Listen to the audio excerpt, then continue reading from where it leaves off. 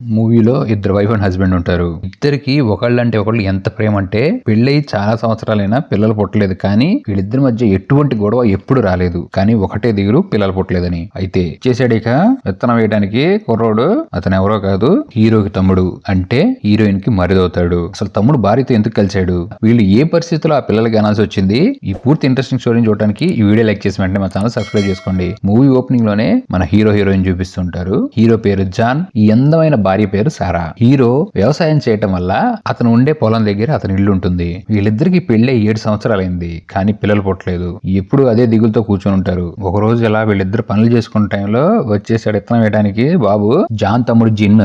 ఎప్పుడైతే gin చూసిందో heroine వచ్చి వెంటనే కౌగిలించుకుంటుంది. తన తమ్ముడిని చూసిన హీరో కూడా చాలా ఆనందపడతాడు. చిన్నప్పుడే తల్లిదండ్రులు చనిపోవటం వల్ల వీళ్ళ దగ్గరే పెరిగాడు ఈ జిన్ను. ఇప్పుడు సడన్ గా ఎంత కూడిపడ్డాడంటే చదువుకోవడానికి సిటీ వెళ్ళిపోయి 5 సంవత్సరాల తర్వాత ఇప్పుడే తిరిగి వచ్చాడు. ఇక అలా ఆదివారం రోజు చర్చికి వెళ్ళొస్తారు. ఎందుకంటే ఆ రోజు ఆ ఊర్లో ఒక బేబీ పుట్టిందని బేబీ ఫంక్షన్ చేసుకోవడానికి చర్చికి పిలిచారు. ఇక అలా చర్చి నుంచి బయటకు వచ్చిన తర్వాత హీరో తన వైఫ్ వాళ్ళ ఫ్రెండ్స్ అందరితో మాట్లాడుకొని సాయంత్రం ఇంటికి రాగానే హీరో ఒక చోట కూర్చొని బాధపడుతూ ఉంటే హీరోయిన్ ఇక్కడ తనకి పిల్లలు పుడితే ఎంత బాగుండని చాలా కుమిలిపోతూ ఉంటుంది. అయితే ఇక్కడ హీరో జాను తన భార్యకి పిల్లలు పుట్టించలేకపోతున్నా అని చెప్పి చాలా బాధపడుతూ తనలో తానే గట్టిగా మాట్లాడుతూ ఉంటాడు. ఇంకా అద్దరిపోయే ఐడియా ఒకటి ఏమొస్తుందంటే మనోడికి, నేను ఇటు చేయలేకపోయాను, నా తమ్ముడు హెల్ప్ చేస్తాడు, వాడితో కలిసి పిల్లని కనమని చెప్పేద్దామని నెక్స్ట్ డే ఫిక్స్ అయిపోతాడు.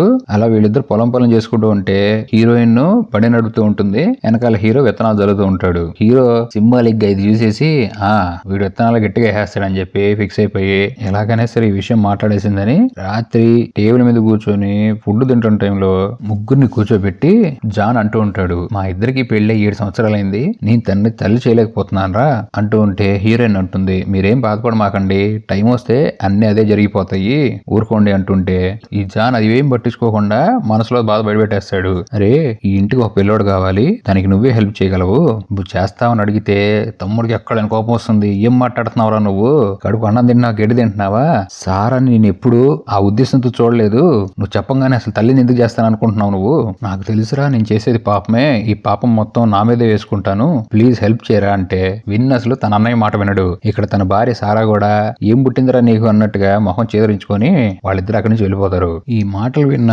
తన తమ్ముడు తన భార్య చాలా బాధపడి బయట నుంచి ఏడుస్తూ ఉంటారు. ఇక నెక్స్ట్ డే హీరో ఏదైతే చెప్పాడో తన తమ్ముడు భార్య మొత్తం మర్చిపోయి మామూలుగా ఉండిపోదాం అనుకుంటున్నారు. అసలు వీళ్ళిద్దరు ఏమనుకున్నారంటే తన అన్నయ్యకి పిల్లలు పుట్టపోవడం వల్ల ఏది పడితే అలా మాట్లాడుతున్నాడు, స్ట్రగుల్ అయిపోయి, సో దాని నుంచి దూరంగా ఉండాలంటే పనిలో నిమగ్నం చేస్తే మొత్తం సెట్ అయిపోయిందని పని చేసుకుంటూ ఉంటారు. అయితే ఒక రోజు జాను యుద్ధం కొనడానికి వెళ్తున్నాను రా సిటీకి, ఓ 6 రోజులు పడుతుంది, సారాని జాగ్రత్తగా చూసుకో అని చెప్పి ట్రైన్ ఎక్కి వెళ్ళిపోతాడు. ఆ సిటీ చాలా దూరం తన ఊరు నుంచి. ఆ రోజు నైట్ జిన్ను చట్టిప్పేసి ఫేస్ వాష్ చేసుకుంటూ ఉంటే మనోడు యవ్వనంలో ఉన్న బాడీని చూసి సారా కొద్దిగా టెంప్ట్ అవుతూ ఉంటుంది. నైట్ ఇద్దరు అన్నం తిని ఎవరు రూమ్ లోకి వెళ్ళిపోతే మనోడు ఏ మాత్రం ఆలస్యం చేయకుండా రూమ్ లోకి వచ్చేస్తాడు. విన్ను చూడంగానే సారాకి చాలా భయం వేస్తుంది. బాబుకి నిద్ర పట్టట్లేదంట. కాసేపు మాటలు చెప్పడానికి వచ్చి మాటలు చెప్పాడు, మాటలు చెప్పాలి కానీ ఇంకేదో చెప్తే ఎట్లా, నీ అందం అద్భుతం, నీ ఎదరం అమోహం, నీ వాలు జడలో నా చూపులు ఇరుక్కుపోయి ఆ జడ కుచ్చులు ఇప్పి నా కళ్ళకి కనువిందు చెయ్యని ఒక కవిత చదువుతాడు. అంతే, పాప జడ తీస్తుంది, నా అన్నయ్య బాధపడటం నేను చూడలేను, అన్నయ్య ఆనందమే నాకు కావాలని చెప్పి అర్ధరాత్రి ఆవేశం అనే కార్యక్రమం మొదలు పెట్టంగానే ఇక్కడ సారా కూడా మంచి ఊపి వచ్చేసి ఆ కార్యక్రమానికి ఎండు కట్టేసేస్తుంది. ఆ నెక్స్ట్ డే వీళ్ళ కొత్త లైఫ్ స్టార్ట్ అయింది. ఇక వీళ్ళిద్దరు మొగుడు పెళ్ళలాగా ఉంటూ సారా కూడా మనోడిని కవ్విస్తూ కామిస్తూ మోహిస్తూ ప్రేమిస్తూ ఇంకేదో ఇస్తూ ఇచ్చిపుచ్చుకునే కార్యక్రమాన్ని ఆ పొలంలో పడి చేసుకుంటూ ఉంటారు. ఇక రాత్రి అవగానే బయట వర్షం పడతా ఉంటుంది, లోపల వేడి పడతా ఉంటుంది, ఇంకేముంది ఆపేది లేదు ఆగేది లేదు, మంచానికి దడ మంచం మీద దడదడ. ఇక పూర్తిగా మనోడు ఈ సారాతో ప్రేమలో పడిపోయి తన వైఫ్ లాగానే భావించేసి తన భార్య కోసం దాచిపెట్టుకుని కొత్త బట్టలు కూడా సారాకి ఇచ్చేస్తాడు. అప్పుడే ఒక రోజు వర్షం పడిన రాత్రి పిడుగు పడలేదు, కానీ అన్నయ్య పడ్డాడు. వచ్చేసాడు జాన్ అన్నయ్య. ఫస్ట్ తమ్ముని పలకరిస్తాడు, లోపలికి వెళ్ళి భార్యను పలకరిస్తాడు. భార్యకేమో సిగ్గు మొహమాటంగా ఉంటుంది. సరే ఏంటి వెళ్ళిన పని ఏమైందంటే, కొనుక్కొచ్చాను, వర్షం ఎక్కువ కారణంగా రైల్వే స్టేషన్ లో పెట్టాను, పొద్దునే వర్షం తగ్గితే తీసుకొస్తాను అని చెప్పి రూమ్ లోకి వెళ్ళి పడుకుంటే దొండు వాసన వస్తుంది. ఆ వాసన ఏంటంటే ఆ వాసనే డబ్బల మీద దడదరానే కోరిక తీర్చేసిన వాసనే. మనోడికి అర్థం అయిపోతుంది, ఆహా నేను ప్లాన్ అనుకుని వెళ్ళింది సక్సెస్ అయిపోయింది, ఇద్దరు మంచి రపరపలాడించుకున్నారని. నెక్స్ట్ డే ఆ ఎద్దుని ఇంటికి తీసుకొస్తాడు హీరో. ఆ ఎద్దుని చూసిన తర్వాత అన్నయ్య ఏముంది అసలు, ఎంత పెట్టి కొనుక్కొచ్చామని ఇంకా దాని గురించి మాట్లాడుకొని వాళ్ళ పనులు వాళ్ళు చేసుకుంటూ ఉంటారు. ఇదే టైంలో సారాకి హెల్త్ అప్సెట్ అవుతుంది. ఇంటికి వచ్చి చూస్తే ఇద్దరు అన్న తమ్ముళ్ళు సారా నీరసంగా పడుకొని కనపడుతుంది. ఏంటని జాన్ అడిగితే, నేను బహుశా తల్లి కాపోతున్నానేమో అనటంతో ఈ జారి కోపం రావాల్సింది పోయి తెగ ఆనందపడిపోతాడు. మళ్ళీ అనుకుంటాడు, ఓకే ఇప్పుడు దాకా డౌట్ ఉంది, నేను 7 రోజులు వేసిన ప్లాన్ సక్సెస్ అయిపోయిందని తెగ ఆనందపడతాడు. ఈ పొలం పిల్లకి వెళ్ళిపోతే అన్నతమ్ముళ్ళు హీరోయిన్ ఒంట్లో బాగాలేదని ఇంట్లో వంట కోసం పనిచేస్తూ ఉంటే ఎగేసుకుంటూ ఈ జిన్ గడు వచ్చేస్తాడు. ఈయన చూసి సారా భయపడిపోతూ ఉంటుంది. ఎందుకంటే ఆ పిల్లోని కట్టడం ఈ జిన్ గడికి అసలు ఇష్టం లేదు. అందులో తనతో కలిసి వచ్చిన ఆ ప్రెగ్నెన్సీ అనేది అసలు ఇష్టం లేదు మనోడికి. ఇంకా అంటూ ఉంటాడు, ఈ పాపం వద్దు, నేను పెళ్లి చేసేసుకొని సిటీకి తీసుకెళ్లిపోతాను, ఇక్కడ నుంచి వెళ్ళిపోయి కొత్తగా లైఫ్ స్టార్ట్ చేద్దాం అంటే సారా ఏ మాత్రం ఒప్పుకోదు. ఎందుకంటే తన హస్బెండ్ జాన్ ను వదిలి తను ఎక్కడికి రానని, నేను కేవలం తల్లి అవ్వడానికి నీ దగ్గరికి వచ్చాను, నా హస్బెండ్ వదిలి వస్తాననే ఆలోచన కూడా లేదు నాకు, ఇక్కడతోనే మన రిలేషన్ అనేది కట్ అయిపోయింది, నువ్వు నా నుంచి దూరంగా ఉండని చెప్పడంతో ఈ విన్గాడు తన మీద కోపడాల్సిన పోయి తను పూర్తిగా అర్థం చేసుకుని సైలెంట్ అయిపోతాడు. ఆ రోజు నైట్ హీరోయిన్ జాన్ తో మాట్లాడుతూ తన కడుపులో పెరుగుతున్న బిడ్డకి తండ్రి తన తమ్ముడే అని చెప్పడంతో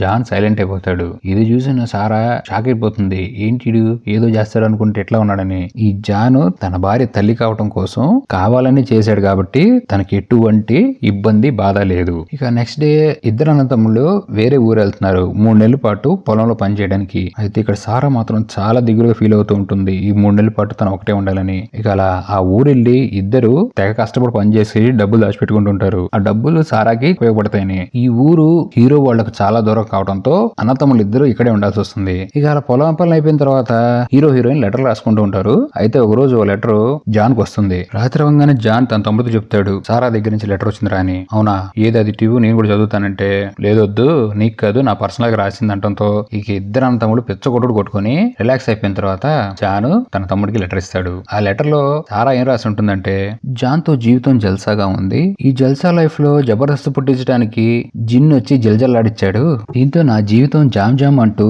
పుట్టపోయే జాంకాయ కోసం జోలపాట పాడుతూ జీవితాన్ని జీవిస్తున్నాను, నాకు జీవితంలో జాన్ తప్ప ఏ జింగిరే గడొద్దు, నీతోనే జీవిస్తూ నీకోసమే జన్మనిస్తున్నా, ఒక్క ముక్కలో ఈ జిన్నుగడు ఇష్టం లేదని రాసేస్తుంది. ఇది విన్న ఈ జిన్గడు తెగ బాధపడిపోతాడు. కేవలం పిల్లల కంటం కోసమే సారా నాతో కలిసింది, తనకి నా మీద ఎటువంటి ఇంట్రెస్ట్ లేదని. అన్నయ్య బాధపడతారా ఊరుకు అని. అక్కడ పని అయిపోయిన తర్వాత తిరిగి వెళ్ళిపోతుంటే జిన్నేమో నేను సిటీ వెళ్ళిపోతాను అన్నయ్య, నాకు ఇక్కడ పనేం లేదు, సారా తూ అంది కదా అని అన్నయ్యని ఇంటికి పంపించేస్తాడు. ఇంటికి వచ్చిన జాన్ని సారా అడుగుతుంది. వాడు అలిగి వెళ్ళిపోయాడులే అంటంతో ఇక మెల్లమెల్లగా సీజన్ లో మాడుతూ హీరోయిన్ డెలివరీ డేట్ రానే వస్తుంది. అయితే ఓ రోజు పండగ రానే వచ్చింది.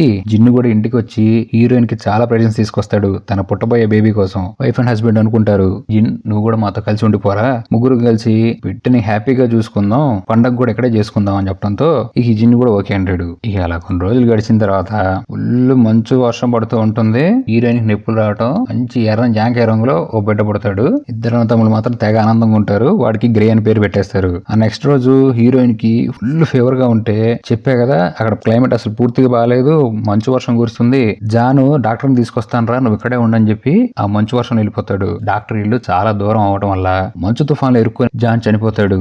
డెస్టినీ అనుకున్నట్టు పిల్లోని ఇచ్చింది గానీ హస్బెండ్ ని తీసుకెళ్లిపోయింది. సారా జీవితం ఇక్కడతోనే ఎండ్ అయిపోయింది అనుకుంటే జిన్ అంటాడు, పద వెళ్ళిపోదాం, ఇక్కడ ఎవరు లేరు కదా నీకు, నేను సిటీ తీసుకెళ్లిపోయి పెళ్లి చేసుకుంటాను, అక్కడ బతుకుదాం అంటే, లేదు నేను నా కొడుకుతో ఇక్కడేను, నా జీవితం ఇక్కడే ఉంటుందో జిన్ వెళ్ళిపోతాడు. అలా కొన్ని సంవత్సరాలు అయిపోతుంది.